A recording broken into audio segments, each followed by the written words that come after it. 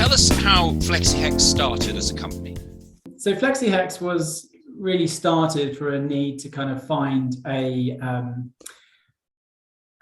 improvement on basically plastic kind of bubble wrap. My twin brother had received a surfboard online and it came wrapped in lots of bubble wrap, and we just, it was a poor consumer experience. Like, what do you do with all this bubble wrap? And then B, you can't recycle it. And it just doesn't look that great. So we started, we have like a product design background, and we started to play around with a few ideas and found this material called paper honeycomb core.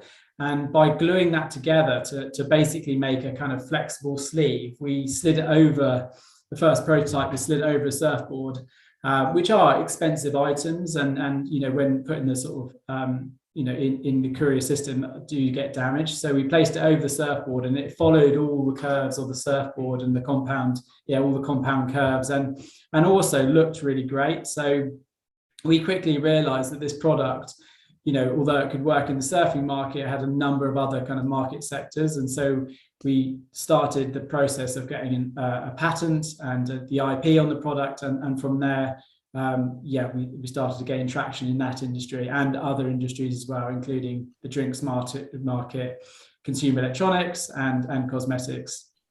Fantastic, because it sounds like the business grew very, very, very, very rapidly, and then Brexit hit.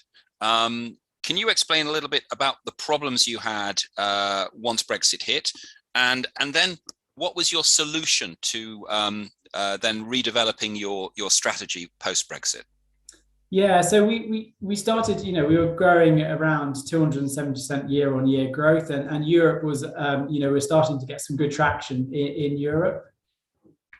And Brexit, it basically was challenging. Although we could trade within in Europe, the companies, our customers in Europe were finding that it was difficult. There was a long delays initially, and also it was just much harder because they were ending up paying the duties on the products arriving and all the complications with that. So we quickly realized, in order to get that sort of, our growth within Europe, that setting up a kind of a warehouse with a fiscal representation in Europe would be the way forward. So our customers could effectively buy product from us as if we were kind of trading in Europe.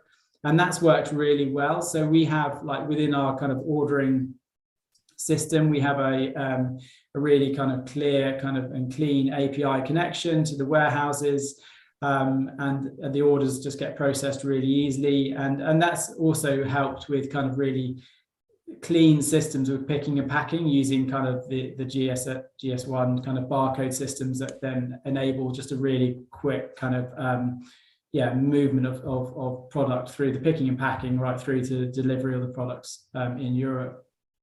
So it sounds like the outcomes since you adapted look really rosy, really positive. What's your forecast now for trading with Europe? Yeah, I mean, it's looking really positive, and we're working with some of the biggest distributors in the UK. They also have a presence within Europe, so it allows us to grow with them. We'll be meeting our kind of targets for Europe. We've also kind of got big kind of global plans, and we'd like to be a kind of a globally recognized brand within the kind of packaging industry. So that follows my final question, which is obviously you're doing super well in Europe. When you talk globally, are there particular markets outside of Europe that you're focusing on? Yeah, we're focusing where our IP sits. So we have patents globally, and some of the territories that we'll be or starting to gain traction in is Australia, kind of Asia, China, and the US is a big one we're really pushing into. The US is an interesting one. There's some relaxation kind of around the prohibition laws and around moving kind of drinks and using kind of sustainable packaging to move products such as drinks or consumer electronics and cosmetics there's a growing demand within the US. So yeah, that is a big kind of area and set area going forward.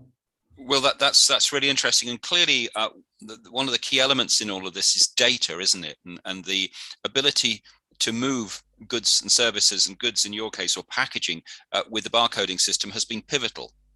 Yeah, absolutely. And the barcode system allows us to be kind of a really lean company. We can then track our stock, down, every SKU, we know exactly what's coming and what's going, and it allows us to be much leaner, and that helps with cash flow and kind of, but it is, yeah, it's really down to kind of having this really clean kind of data on kind of everything that's coming in, everything that's going out. Phil, that's fantastic. Thank you so much.